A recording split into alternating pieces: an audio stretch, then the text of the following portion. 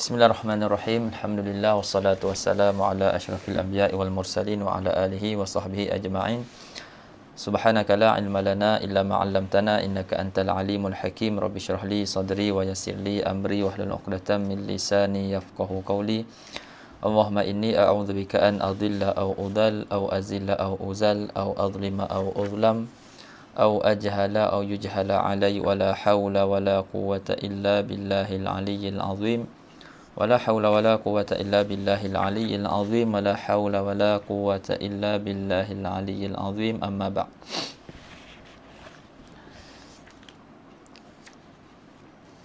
قال المصنف حفظه الله تعالى ونفعنا به وبعلومه في الدارين آمين. Muka surat 16 kelima. Kita masih lagi dalam perbicaraan perkara-perkara yang membatalkan puasa. Jadi perkara yang membatalkan puasa yang kelima, memasukkan ain, iaitu zat sesuatu ke dalam rongga, iaitu memasukkan sesuatu meskipun sedikit ke dalam rongga melalui saluran terbuka, walaupun rongga tersebut tidak mampu mengekstrak makanan atau ubat-ubatan. Jadi masuk sesuatu ain ke dalam rongga walaupun sedikit membatalkan puasa. Dia tak syarat apa yang masuk tu mengenyang. Yang penting ada sesuatu ain ataupun zat sesuatu masuk walaupun sedikit membatalkan puasa. Sama ada benda tu mengenyang ataupun tidak mengenyang. Sebab kadang-kadang ada yang mentaklilkan ataupun dia menyebutkan sesuatu ni tak batal sebab tak mengenyang. Yang tu dalam mazhab Syafi'i dia tak kira mengenyangkan atau tidak mengenyangkan. Mengenyangkan ke tidak mengenyangkan ke, bila masuk ke dalam rongga maka ia membatalkan puasa. Contohnya kita kata sikit saja macam kita sebut hari itulah, ada orang kata sisa-sisa makanan yang lekat di gigi kan. Lepas tu kita pergi telan, walaupun sedikit tak mengenyangkan, membatalkan puasa. Lepas tu rongga tersebut tak disyarat pun rongga tersebut boleh mengekstrak makanan atau ubat-ubatan. Jadi kalau masuk sampai ke otak ke contohnya, ataupun masuk ke dalam telinga, dalam hidung, sampai kepada had batin ataupun kubul dan juga dubur, sampai ke halqum kan, sampai ke had batin, semua tu membatalkan puasa walaupun semua tu tidak mengekstrak makanan atau ubat-ubatan. Baik. Kata pengarang, rongga yang dimaksudkan ialah dalam perut, dalam kepala dan pundi kencing. Rongga yang dimaksudkan ialah dalam perut, dalam kepala dan pundi kencing. Adapun kesan-kesan, ini buat tajuk kecil tu, kesan bauan dan berangin daripada ubat gigi. Adapun kesan-kesan daripada sesuatu seperti bau-bauan, panas dan sejuk daripada air, ubat gigi dan sabun tidak dikira sebagai ain. Jadi contoh kita guna kita minum air ain tu kita dah telan dah, cuma ada lagi dia punya orang kata kesan-kesan dia kan, panas sejuk tu masih ada lagi berangin tu masih ada, tapi air tu kita dah telan habis dah, kita dah kumak dah, cuma masih lagi ada kesan-kesan dia tu. Berangin ke, panas ke, yang tu tidak dikira sebagai ain. Jadi rasa tu tidak membatalkan puasa lah. Begitu juga ubat gigi. Kan kadang-kadang ubat gigi ada berangin. Kesan-kesan daripada ubat gigi yang kita pakai semasa kita gosok gigi,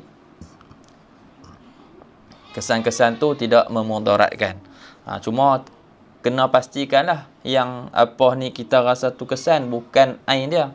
Takut masih ada lagi ubat gigi yang masih tertinggal kan. Kita duk rasa lagi manis-manis ubat gigi tu, yang tu tak boleh yang tu bukan lagi kesan dia dah. Itu masih ada lagi ain ubat gigi tersebut. Sebab tu kadang ada yang yang sebut haram.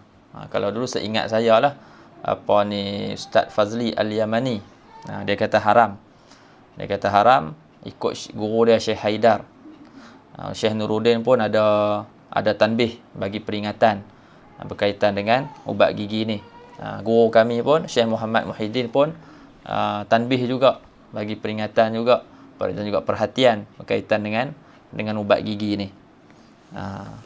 Kalau kita nak kira lah, kalau kita fikir-fikir balik, takkan semata-mata gosok gigi itu membatalkan puasa, kan?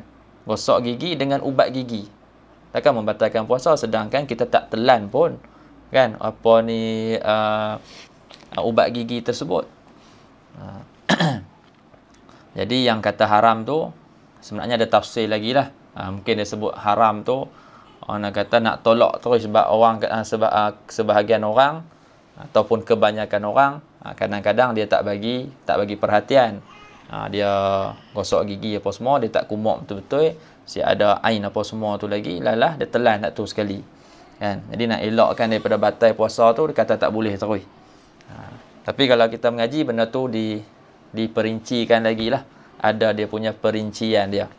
Sebab tak ada perkara-perkara yang membatalkan puasa tu kita kata gosok gigi dengan ubat gigi, tak ada. Yang ada kita kata memasukkan ain lah ke dalam rongga.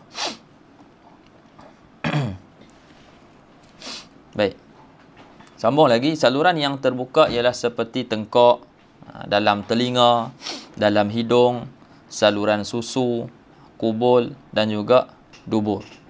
Jadi kalau kita masukkan ain, zat sesuatu dalam tengkok ke, dalam telinga ke, dalam hidung ke, saluran susu ke, kecil saluran dia, kan. Tapi kalau masukkan, batal puasa. Kubul, dia masukkan sesuatu dalam kemaluan dia, zakar ke, faraj ke, dubur pun batal.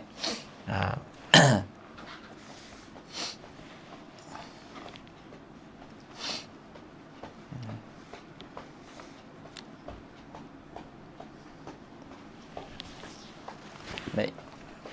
Jadi kalau ada makanan dalam mulut kita, semata-mata ada makanan tu, tak batal lagi puasa. Kalau kita telan, maksudnya lebih daripada makhraj huruf ha.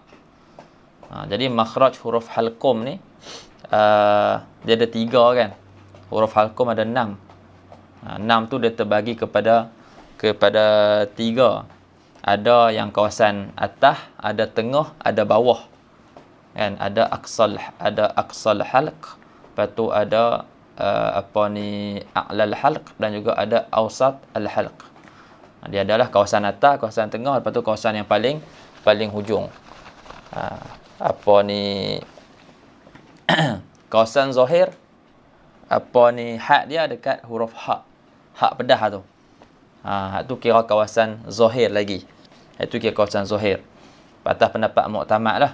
Atas pendapat muktamad, muqabil muktamad, pendapat pendapat yang kedua, huruf kha. Huruf kha di atas sikit daripada ha. Jadi ada dua pandangan. Pandangan muktamad, huruf ha. Muktamad huruf ha, dia kira zahir lagi. Jadi kalau makanan tu masih duduk di hak, masih ada kawasan hak dan ke atas, dia masih lagi dikira kawasan zahir lah. Kalau kita turunkan, telan dia lebih daripada huruf hak, maka batal secara sengaja, batal puasa.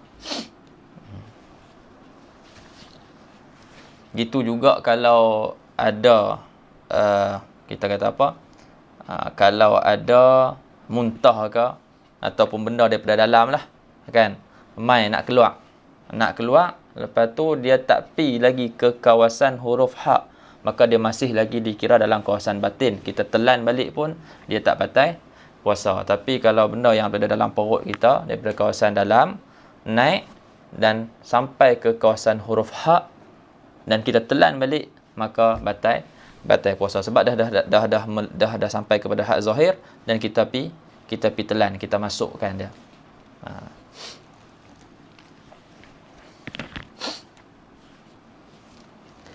Baik, hukum tertelan air ketika berkumur.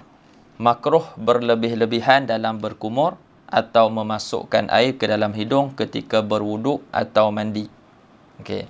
Berlebih-lebihan ketika berkumur atau memasukkan air ke dalam hidung ni ketika berwuduk atau mandi, asal hukum dia sunat, ataupun disebut dengan lafaz yang lain iaitu mubalaghah. Kita ambil lafaz Arab iaitu mubalaghah, berlebih-lebihan ketika berkumur dan juga ketika memasukkan air ke dalam hidung.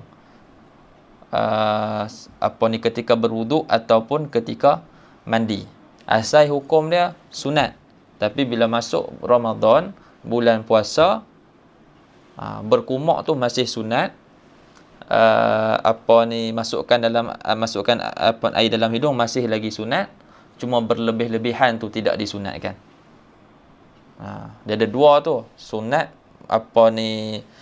kumur, sunat masuk air dalam hidung, kan? Lepas tu sunat sunat mubalaghah. Tu satu sunat lain pula. Mubalaghah ketika berkumur satu sunat lain pula. Mubalaghah ketika masukkan air dalam hidung tu satu sunat lain. Jadi sunat berkumur tu masih kekal sunat. Masukkan air dalam hidung pun masih kekal sunat. Cuma tarik sunat mubalaghah tu, berlebih-lebihan tu. Itu je yang tak disunatkan ketika puasa. Jadi tak dituntut dah. Tak disuruh oleh syarak. Bila tak dituntut oleh syarak, kita buat. Kita buat benda yang tak dituntut oleh syarak. Lepas tu masuk sampai kawasan batin. Jadi apa hukum dia? Batal puasa. Jika seseorang itu berlebih-lebihan pada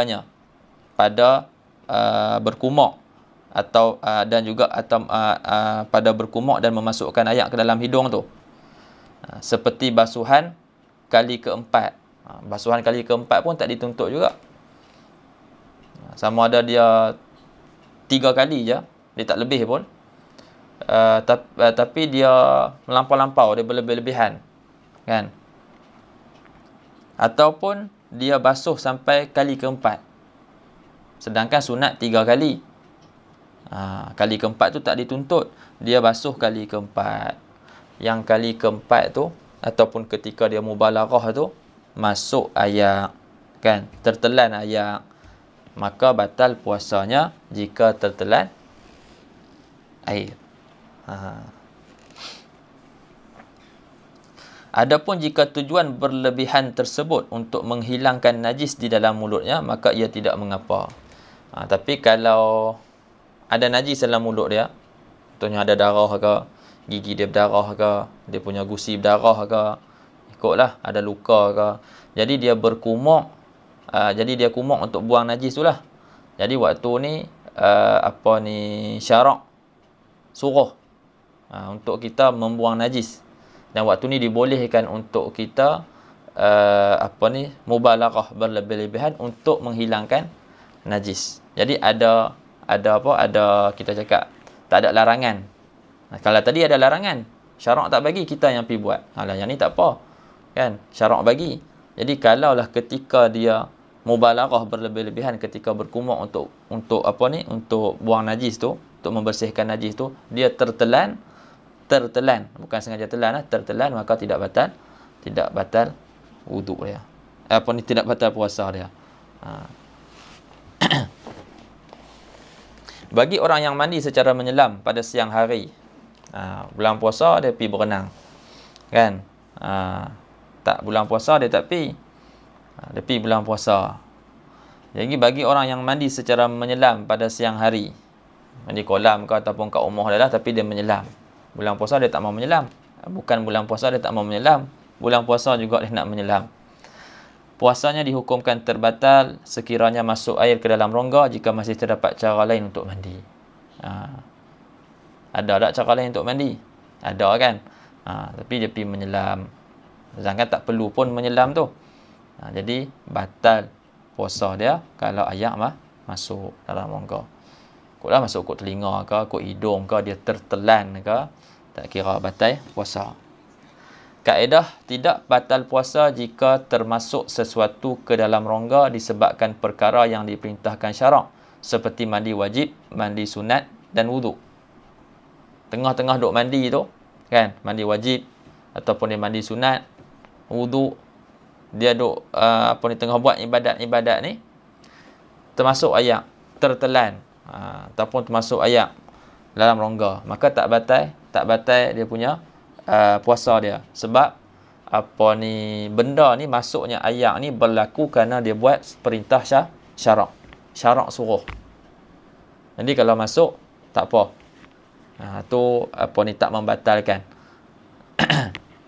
Namun jika termasuk sesuatu ke dalam rongga kerana perkara yang tidak diperintah syarak, maka batal puasanya. Macam tadilah, kan, dia berlebihan ketika wuduk, bukan, berlebihan ketika berkumur, atau berlebihan ketika masukkan ayak dalam hidung, ataupun berlebihan dengan mana lebihkan kadar sunat yang dituntut 3 kali dibuat sampai 4 kali. Semua tu yang tak dituntut, dan ketika tak dituntut tu masuk ayak dalam rongga, batal puasa. Catatan: memasukkan sesuatu ke dalam rongga melalui saluran yang tidak terbuka tidak membatalkan puasa. Seperti 1. Mengubati luka pada tangan, betis atau paha, sekalipun dengan menggunakan jarum sehingga sampai ubat tersebut ke dalam daging atau tulang. Dalam mazhab kita tak batal ya. Kalau ada kata orang cakap batal ke apa ke, tu mazhab lain lah, kan. Jadi dalam mazhab kita tak batal. Kalau luka pada tangan, betis ke paha ke, lepas tu dia pun bubuhlah ubat. Bubuh ubat krim ke ataupun bubuh ubat lain. Bahkan kalau dia gunakan jarum sekalipun sehingga sampai ke dalam daging ataupun tulang, tidak membatalkan puasa. Bercelak di mata sehingga sampai kesannya ke dalam tengkok. Kadang-kadang bila orang bercelak ni, dia rasa celak tu dekat tengkok dia. Itu pun tak membatalkan puasa. Yang ketiga, melumurkan minyak pada badan walaupun kesannya dapat dirasai pada bahagian dalam badan melalui liang roma. Hal ini kerana ia tidak dianggap sebagai saluran terbuka pada istilah syarak. Jadi pada istilah syarak dia tidak dikira sebagai saluran terbuka. Minyak ke, ayak ke, kan? Kadang-kadang kita dapat rasa sejuk, berangin, panas, kan? Minyak yang kita guna ataupun ayak ayak mandian kita tu, kan? Tapi dia melalui liang roma, masuk melalui liang roma, bukan melalui saluran yang terbuka. Yang keempat, ubat yang diletakkan di bawah lidah dan meresap terus ke dalam mulut tidak membatalkan puasa kerana ia tidak melalui halkum. Saya tak ingat ubat apa yang mereka letak kat bawah lidah tu. Yang penting jangan telan ubat tu lah. Yang penting jangan telan ubat tu. Begitu juga luban ataupun kita panggil getah, singgam, kan. Kalau kita makan dia, dan kalau hak sekarang ni, ada sekarang ni, dia ada benda lain dia campur. Sebab tu kita makan manis, kan, ada gula, dia bubuh. Jadi dia duk singgam tu dia duk makan. Jadi gula tu dia akan telan lah. Hak tu batal. Tapi kalau singgam tu kosong, tak ada campur apa, kan, yang tu tak batal. Tapi bukan dia telan singgam tu lah. Sama lah macam ubat ni, dia letak, bukan dia telan ubat tu, kan. Ubat tu dia meresap terus ke dalam mulut, bukan melalui rongga terbuka, bukan melalui halkum dia, kan. Dia tak membatalkan puasa kerana ia tidak melalui halkum. Itu kita kena faham yang tu. Ubat yang diletakkan di bawah lidah dan meresap terus ke dalam mulut tidak membatalkan puasa kerana ia tidak melalui halkum. Sama lah macam luban tu, getah. Gula-gula getah tu. Cuma lihat dululah. Sekarang ni dia dah campur dah, bubuh bahan-bahan lain dah. Jadi kalau kita makan batai puasa lah, kita telan ayak liok kita kan. Bila kita makan tu kita rasa manis-manis tu, kita telan ayak liok yang dah bercampur dengan manis-manis tu. Bantu batai puasa. Tapi kalau tak dicampur apa, ayak liok yang kita telan tu tak batai puasa. Perhatian. Merokok membatalkan puasa kerana masuk sesuatu zat selain udara ke dalam rongga. Rokok batal lah puasa. Rokok ke, vape ke, shisha ke, semua tu membatalkan puasa. Sebab ada masuk zat. Kan? Sebab tu kalau orang letak kat balang ke apa, dia akan jadi hitam. Balang tu akan jadi hitam. Dia bukan semata-mata udara yang masuk. Kadang-kadang orang duk ingat tak batal puasa, ada yang jenis perokok. Dan saya pernah jumpa lah. Kan? Dia kata, saya tak makan. Saya hisap je. Jadi batal juga puasa. Jadi batal puasa ni bukan sebab makan saja. Kan? Banyak lagi sebab-sebab yang lain. Penggunaan inhaler penyedut asma dikira membatalkan puasa di sisi mazhab Syafi'i kerana terdapat zat selain udara dalam ubat tersebut. Jika seseorang itu menggunakannya, maka diwajibkan ke atasnya untuk qada puasa hari tersebut. Kalau ikut kaedah mazhab Syafi'i, batal lah. Ada yang kata tak batal sebab tak mengenyangkan. Tu saya cakap awal tadi, dalam mazhab Syafi'i dia tak kira kenyang ke tak kenyang. Dia bukan kira kenyang ke tak kenyang, dia kira masuk sesuatu ain, zat ke dalam rongga. Kenyang ke tak kenyang ke, yang tu kita tak tengok. Jadi batal lah sebab ada benda lain yang masuk selain daripada udara. Namun jika menjadi kesukaran ke atasnya untuk tidak menggunakan inhaler, maka dibolehkan baginya berpegang dengan fatwa yang mengatakan penggunaan inhaler tidak membatalkan puasa. Dia ada pandangan lain yang mengatakan tidak membatalkan puasa. Semua dalam mazhab Syafi'i, kalau kita ikut kaedahnya yang kita fahamnya gitulah, membatalkan puasa sebab ada zat lain selain udara yang masuk. Prof. Dr. Syekh Abdul Malik As-Sa'di berpandangan, mufti Iraq ni, guru kepada pengarang ni lah. Dia masukkan fatwa guru dia, Prof. Dr. Syekh Abdul Malik As-Sa'di hafizahullah, berpandangan bahawa orang yang menggunakan inhaler pada siang hari Ramadan boleh meneruskan puasanya. Namun dia hendaklah membayar fidyah 1 cupak makanan asasi bagi setiap hari yang digunakan ubat tersebut. Ni orang yang memang nak kena pakai inhaler saja setiap hari kan. Jadi dia nak puasa macam mana? Jadi Syekh Abdul Malik As-Sa'di dia macam kumpulkan lah, macam himpun kan. Maksudnya puasa dia boleh teruskan puasa dia imsak baki hari dia tu, kena hormat hari tersebut, adalah bulan puasa, dan dalam masa yang sama dia keluarkan setiap hari itu 1 cupak makanan ganti bagi puasa tersebut.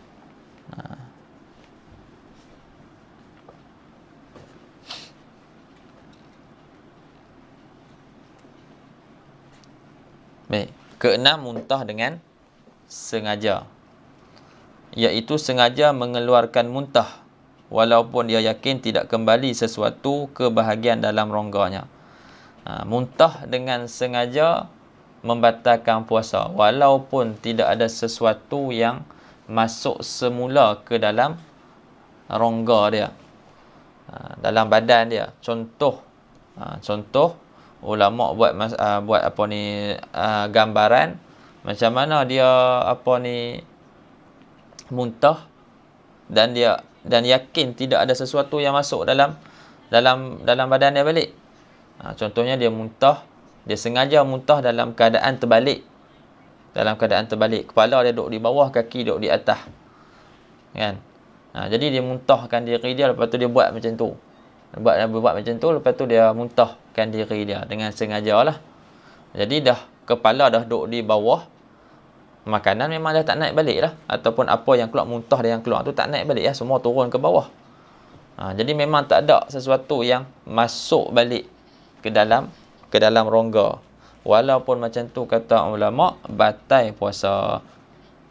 Sebab diri sengaja muntah itu membatalkan puasa. Lepas tu kata pengarang, iaitu sengaja mengeluarkan muntah walaupun dia yakin tidak kembali sesuatu ke bahagian dalam rongganya.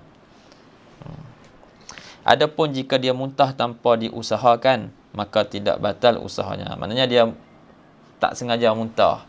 Kan, orang nak muntah ni bukan ada sengaja dia muntah. Ada orang yang sengaja muntah. Tapi biasanya tak lah. Maksudnya benda tu berlaku tanpa usaha dia. Dia rasa tak sedap badan, dia rasa ada benda nak keluar, lepas tu keluar dan dia tak dapat nak tahan. Jadi yang tu bukan dengan usaha dia, yang tu tidak batal puasa dia. Begitu juga jika menyedut kahak daripada bahagian dalam rongga sehingga ke had zahir. Ini yang saya sebut tadi. Salah sedut kahak, dia sedut tu sampai ke had zahir, makhraj huruf ha. Bila dah sampai kepada had zahir, ada sampai had zahir, tak boleh nak bawa masuk balik. Kalau dia duduk bawah pada makhraj huruf ha, dia masih lagi had batin, kita telan pun tak ada masalah sebab dia memang dalam had batin. Masalah dia sekarang ni dia sampai kepada had huruf ha. Kan? Dah had zahir dah. Maka waktu ni jika dia mampu untuk keluarkan, wajib dia keluarkan. Jika dia mampu keluarkan, dia kena keluarkan lah. Maka ia hendaklah dikeluarkan jika mampu. Kalau mampu keluarkan, kena keluarkan. Jika tidak mengeluarkannya dalam keadaan dia mampu, maka puasanya dikira terbatal. Jadi kalau dia dah keluarkan dah, mana hak dia mampu, lepas tu tertelan, hak lain tu, hak tu tak batal lah sebab dia bukan sengaja telan, tertelan.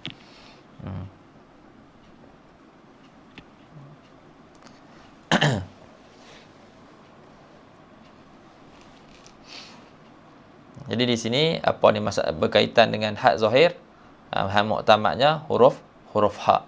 Tapi kalau ambil pandangan huruf kha, kalau ambil pandangan huruf pandangan yang mengatakan huruf kha, pandangan Imam Ar-Rafi'i, kira orang cakap apa? Dia lagi tinggi. Kan? Dia lagi tinggi daripada huruf kha. Dia mudah sikitlah. Mudah kalau benda yang daripada dalam, daripada bahagian dalam kita ni nak keluar, kan, nak keluar. Jadi kalau dia had tu, dia akan jadi lagi panjang ataupun lagi luas. Sebab bila dia sampai, kalau kita kata had zahir tu huruf kha, maka bila sampai kepada huruf ha, dia masih lagi dikira batin. Masih lagi dikira batin. Ni atas pendapat Imam Rafi'i lah yang mengatakan huruf kha itu had zahir. Jadi kalau kahak ataupun apa-apalah sampai kepada had huruf ha, maka masih lagi dikira batin. Kalau dia telan pun tak batal puasa.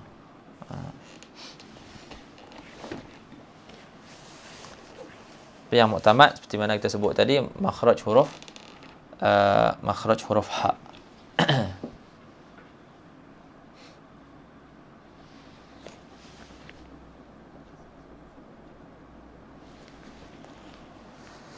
Baik, perhatian. 6 perkara di atas membatalkan puasa dengan 3 syarat seperti berikut. 6 perkara di atas. 6 perkara hak tadilah perkara-perkara yang membatalkan puasa tu. Makan dan minum, berjima, keluar mani dengan sebab bersentuhan, mengeluarkan mani dengan beristimna', memasukkan ain zat ke dalam sesuatu rongga dan muntah dengan sengaja. 6 perkara tu batal puasa dengan sebab 6 perkara tadi dengan 3 syarat. Apa 3 syarat dia? Yang pertama, mengetahui pengharamannya. Tidak batal jika seseorang yang baru memeluk Islam tidak tahu bahawa jima' membatalkan puasa. Adapun orang yang telah lama bergelar Muslim dan tinggal dalam masyarakat yang terdapat para alim ulama, maka tidak dimaafkan kejahilannya.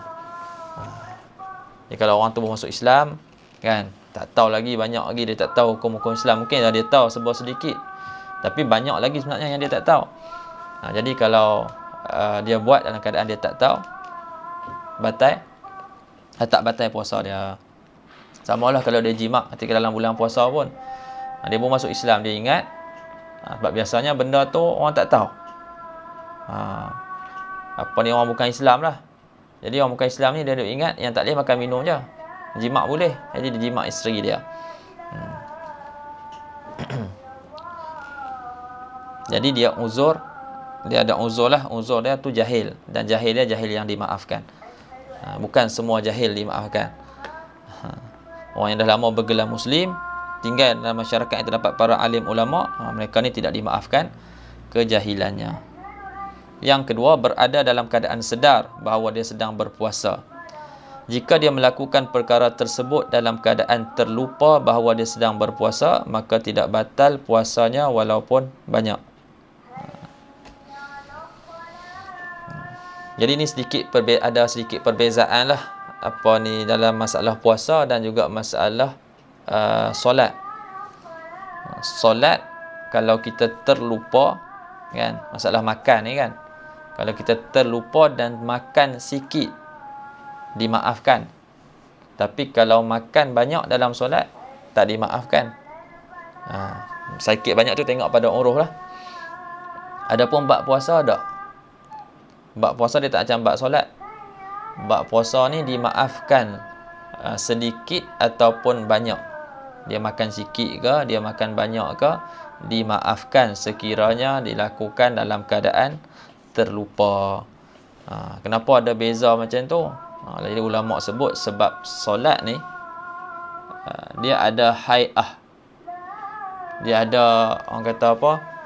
Dia ada apa ni, gerakan-gerakan dia lah yang kita kena buat, rukun-rukun yang kita perlu buat. Dia ada hai'ah, keadaan yang tertentu, ada rukuk, ada sujud, ada qiyam, yang mana gerakan-gerakan dan juga perbuatan-perbuatan ni mengingatkan kita kepada solat. Mengingatkan kita kepada solat. Berbeza dengan puasa. Puasa tak ada. Puasa semata-mata menahan diri daripada perkara-perkara yang membatalkan puasa. Jadi dia tidak ada sesuatu yang mengingatkan kita kepada puasa. Berbeza dengan solat. Sebab puasa ni dia hanya menahan diri sahaja. Solat dia ada dia punya apa ni, hai'ah dia, keadaan yang tertentu, kan. Jadi tak sepatutnya lah kita kata apa ni, jadi tak dimaafkan lah kalau makan banyak ketika solat. Sebab dia ada hai'ah yang tertentu, keadaan yang tertentu, sepatutnya mengingatkan dia dalam solat. Adapun puasa tak. Puasa hanya semata-mata menahan diri, maka dimaafkan walaupun banyak. Yang ketiga, tidak dipaksa melakukannya. Jika dia dipaksa untuk makan oleh pembunuh sebagai contoh, maka tidak batal puasanya kerana perbuatan itu berlaku dengan paksaan yang boleh menyebabkan hilang nyawa atau anggota badan. Ataupun kawan-kawan dia berdajai dia ke, kan, pegang kaki tangan dia, buka mulut dia, sumbat sumbat ayak makanan ke. Dia tak mau telan tapi tertelan juga sebuah sedikit, kan. Tak batal puasa dia sebab bukan dengan ikhtiar dia, bukan dengan sukarela. Perhatian yang kedua, niat membatalkan puasa. Dia buat tajuk kecil tu, niat membatalkan puasa pada siang hari. Niat membatalkan puasa pada siang hari tidak menyebabkan puasa batal, sehinggalah dia melakukan perbuatan yang membatalkan puasa seperti makan. Jadi kita duduk siang hari ni tengah puasa ni, niat nak batalkan puasa, tapi kita tak buat pun perkara-perkara yang membatalkan puasa, puasa kita tak batal. Ada mazhab Syafi'i tak batal, berbeza dengan mazhab lain lah. Dia dia berbeza sikit dengan solat. Kalau solat kita niat nak batalkan puasa kita, kita niat nak batalkan solat kita, batal solat kita waktu tu. Berbeza dengan puasa. Puasa dia niat nak batalkan puasa, tapi dia tak buat perkara-perkara yang batalkan puasa. Puasa dia tak batal. Bila batal? Bila dia buat lah. Dia buat perkara yang batalkan puasa, barulah batal. Semata-mata niat tidak membatalkan puasa. Habis kita masuk kepada kafarah puasa.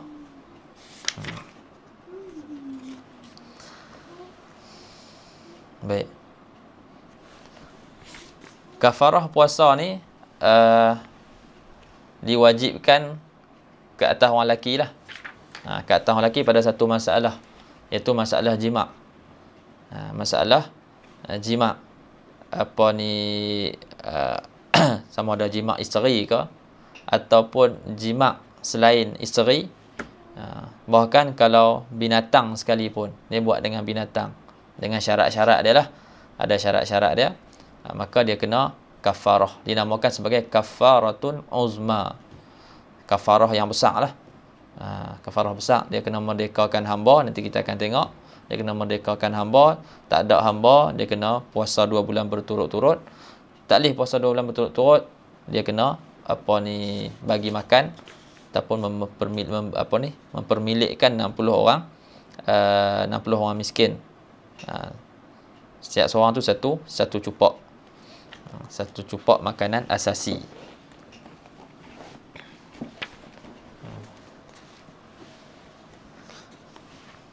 Baik, definisi kafarah.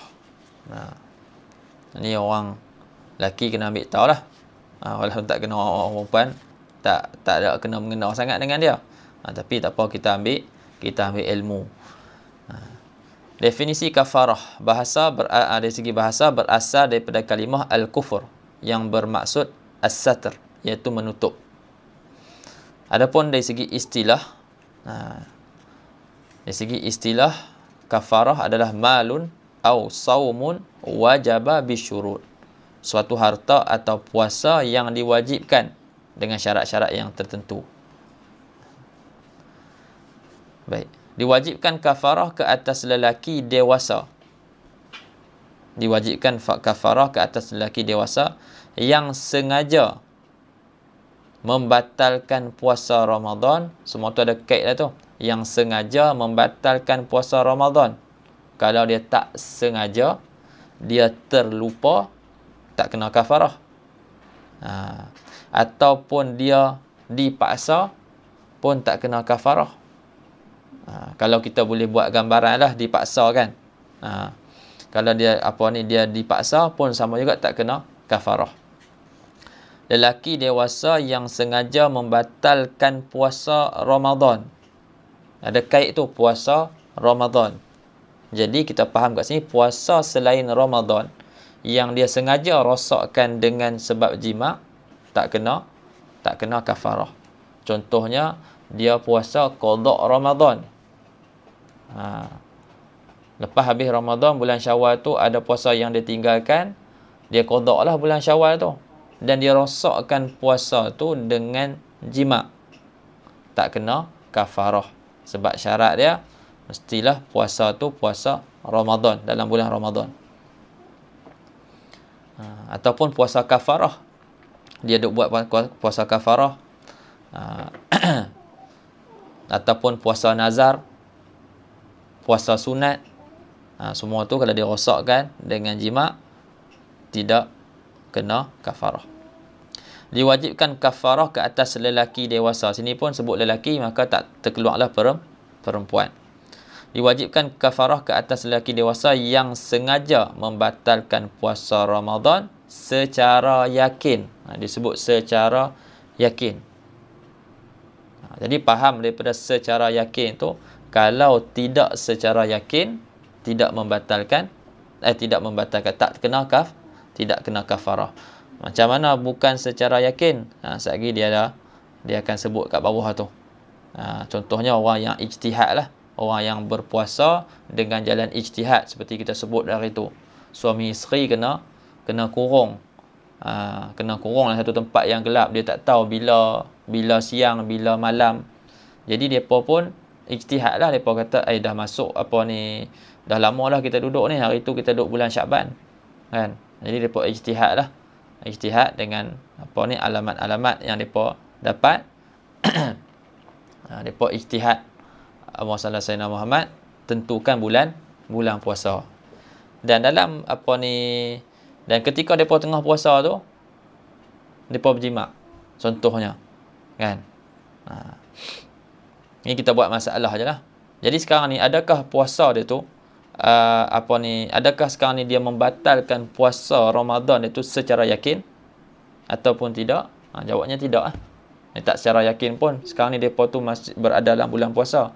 Dia dengan ijtihad dia tentukan bulan puasa tu. Jadi dia secara zon sahaja, apa ni, sangkaan yang kuat saja, bukannya ya yakin. Nanti ada lagi kita akan tengok. Dengan dia membatalkan puasa Ramadan secara yakin tu dengan melakukan persetubuhan. Jadi faham daripada kait tu, kalau dirosakkan puasa Ramadan bukan dengan melakukan persetubuhan, maka tak kena kafarah. Contoh, dia batalkan puasa Ramadan secara yakin dengan makan, dengan minum, itu bukan jima', maka tidak kena kafarah. Lepas tu kait lagi, dia batalkan puasa Ramadan secara yakin dengan melakukan persetubuhan. Ada kait sifat persetubuhan tu persetubuhan yang berdosa. Persetubuhan yang berdosa. Yang berdosa disebabkan berpuasa. Persetubuhan yang berdosa disebabkan berpuasa. Dia kata isteri tu isteri saya. Apa yang berdosanya? Halal. Dia kata memanglah isteri tu isteri kamu halal, tapi bulan puasa tak boleh. Kan? Siang bulan puasa haram jima'. Jadi adakah persetubuhan yang orang kata apa? Persetubuhan yang tidak berdosa ni? Sebab dia kait kat sini secara yakin dengan melakukan persetubuhan yang berdosa disebabkan berpuasa. Sana.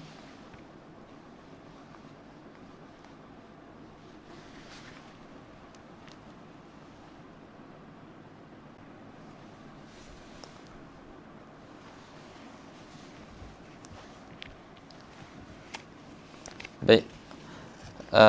Sambung tadi, melakukan persetubuhan yang berdosa. Dia kaitkan melakukan persetubuhan yang berdosa. Jadi faham kat itu ada persetubuhan yang tak berdosa kan. Macam mana persetubuhan yang tak berdosa ni? Iaitu orang musafir ataupun orang yang sakit yang bersetubuh dengan niat ambil rukhsah.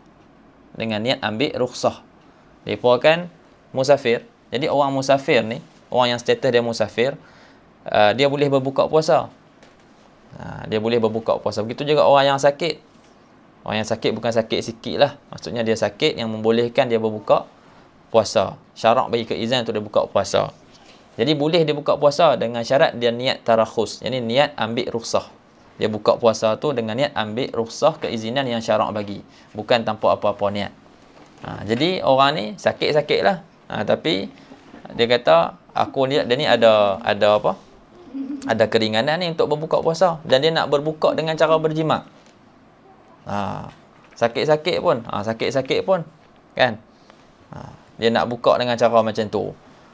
Jadi, dia niat ambil rukhsah. Jadi dia berdosa dengan persetubuhan tersebut, dia tak berdosa. Tu dia kait sini.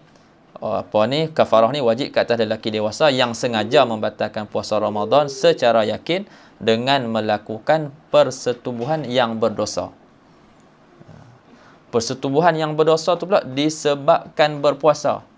Berdosa disebabkan berpuasa. Adakah persetubuhan yang berdosa tapi bukan disebabkan puasa? Jawab dia ada. Macam mana gambaran dia? Gambaran dia orang musafir, macam tadi juga, orang musafir dan orang yang sakit yang boleh berbuka puasa, yang mana depa ni melakukan persetubuhan di siang hari Ramadan tapi tak niat ambil rukhsah. Dia tak niat ambil rukhsah. Dia boleh berbuka, tapi syarat nak berbuka tu mestilah dengan niat ambil keringanan yang syarak bagi, kena ada niat. Tapi dia ni tak niat. Jadi bila dia tak niat, dia buat melakukan persetubuhan, dia berdosa kerana melakukan persetubuhan tersebut, dan berdosanya disebabkan tidak niat. Berdosa dia disebabkan tidak niat tarakhus, tidak niat ambil rukhsah. Dosa sebab tu, bukan dosa sebab puasa tu. Jadi kalau orang macam tu pun tidak kena kafarah juga. Sebab dia berdosa, persetubuhan dia berdosa, tapi bukan disebabkan berpuasa, disebabkan tidak niat ambil rukhsah. Jadi semua yang dia sebut tu adalah kait-kait yang penting lah, yang perlu diambil perhatian. Ada betul semua syarat-syarat tu, barulah seseorang tu diwajibkan ke atasnya kafarah. Bukannya orang hak jimat saja siang hari puasa terus kita kata kafarah. Ada syarat-syarat yang perlu kita teliti lah dan perhalusi. Termasuk dalam hukum ini golongan yang bersetubuh dengan binatang. Dengan binatang pun sama jugalah. Mayat, dia buat dengan mayat, ataupun liwat sekalipun tidak keluar mani. Dia tak syarat keluar mani, tak keluar mani pun ada syarat-syarat yang tersebut tadi, wajib ke atasnya kafarah. Kemudian dia kata tidak diwajibkan kafarah ke atas beberapa golongan seperti berikut. Semua ni terkeluar daripada kait-kait yang disebutkan ke atas tadilah. Cuma dia tak syarahkan satu persatu, dia terus sebutkan golongan yang tak wajib kafarah. Yang pertama, wanita yang dijimak termasuk diliwat. Kedua, orang yang lupa, jahil dan orang yang dipaksa. Itu tadi tu dia kaitkan dengan sengaja tu, dia lupa ataupun jahil yang ma'zur dan orang yang dipaksa, itu semua tak kena kafarah. Orang yang berpuasa nazar, kafarah dan qada, ni pun saya dah sebut tadi, pun sama jugalah, tak wajib kafarah ke atas dia. Orang yang berpuasa dengan berijtihad dan tidak dapat dipastikan kesahihan ijtihadnya. Dia tak pasti. Ijtihad dia tu kena ke tak kena kan? Betul ke tak betul?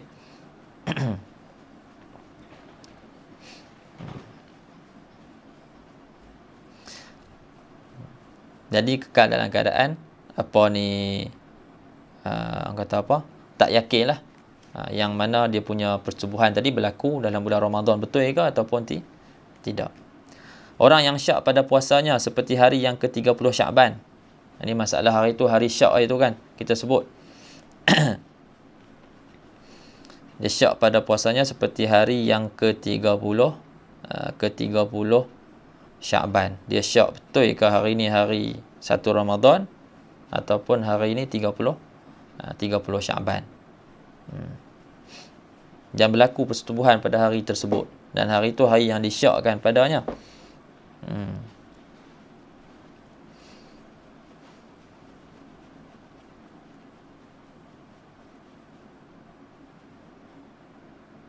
Orang yang syak pada puasanya seperti hari yang ke-30 Syakban. Yang ni gambaran dia kita buat nombor 5 ni. Orang yang syak pada puasanya seperti hari yang ke-30 Syakban. Nanti tengok balik memandangkan masa tu, takut tak ada habis bab kafarah ni. Orang yang menyangka jimatnya berlaku pada malam kemudian ternyata sebaliknya. Jadi dia ingatkan jimat tu berlaku pada waktu malam kan. Tengok duk sejuk lagi, duk nampak gelap apa semua lagi kan. Rupa-rupanya dah masuk dah waktu subuh terbit fajar dah. Yang ni pun sama juga tak kena kafarah. Begitu juga yang ketujuh, orang yang menyangka terbenam matahari kemudian ternyata sebaliknya. Ingat dah azan dah, ingat dah apa ni, dah maghrib dah, kan? Rupanya belum. Jadi batal, puasa dia batal lah. Puasa dia batal, dia wajib qada, tapi dia tak kena kafarah.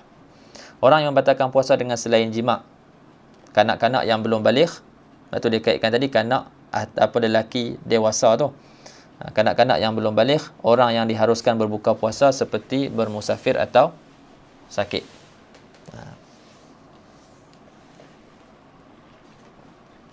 Tidak dikenakan kafarah bagi orang yang musafir atau sakit jika berlaku jima' dalam keadaan tersebut. Macam saya sebut tadilah. Musafir, sakit yang dibolehkan untuk berbuka puasa, dia bersetubuh di siang hari Ramadan, dia tak kena kafarah. Adapun jika melakukan jima' dahulu, kemudian baru bermusafir atau datang sakit, maka tidak gugur kafarah. Adapun dia jima' dulu, lepas tu baru musafir, tak boleh sebab status dia belum lagi status musafir, kan? Ataupun dia tak sakit lagi, dia pergi jima' dulu, lepas tu baru dia sakit. Sekarang ni jima' tu berlaku waktu status dia apa? Musafir ke tak musafir? Berlaku ketika statusnya tak musafir. Berlaku ketika statusnya bukan orang yang sakit. Maka tetap kena kafarah lah. Turutan kafarah. Kafarah bagi puasa dilakukan dengan mengikut turutan berdasarkan kemampuan. Jika tidak mampu melaksanakan yang pertama, barulah dibolehkan untuk berpindah kepada turutan seterusnya. Turutan tersebut ialah seperti berikut. Pertama, membebaskan hamba. Disyaratkan hamba yang hendak dibebaskan itu 4 perkara. Yang pertama, Islam. Orang kafir, hamba yang bukan Islam tak boleh. Sejahtera daripada cacat, jelas yang mengganggu kemampuan bekerja. Jadi syarat Islam meletakkan syarat hamba yang nak dibebaskan tu dia tidak ada kecacatan ataupun aib yang mengganggu ataupun mencacatkan dia untuk bekerja. Sebab hamba ni, waktu dia jadi hamba, dalam Islam, tuan dia yang kena nak bagi nafkah kepada dia. Makan, minum, pakaian apa semua, tuan dia kena bagi. Dia dijaga oleh tuan dia. Dia dijaga oleh tuan dia. Jadi bila nak dibebaskan, tuan dia dah tak wajib dah nak bagi nafkah kepada dia. Dia kena cari duit sendiri. Dia kena pergi kerja, cari duit sendiri untuk makan, minum, pakaian dia. Jadi syarak dia letak syarat hamba yang nak dibebaskan yang boleh bekerja. Yang kata apa, yang tidak ada cacat, celah ataupun aib yang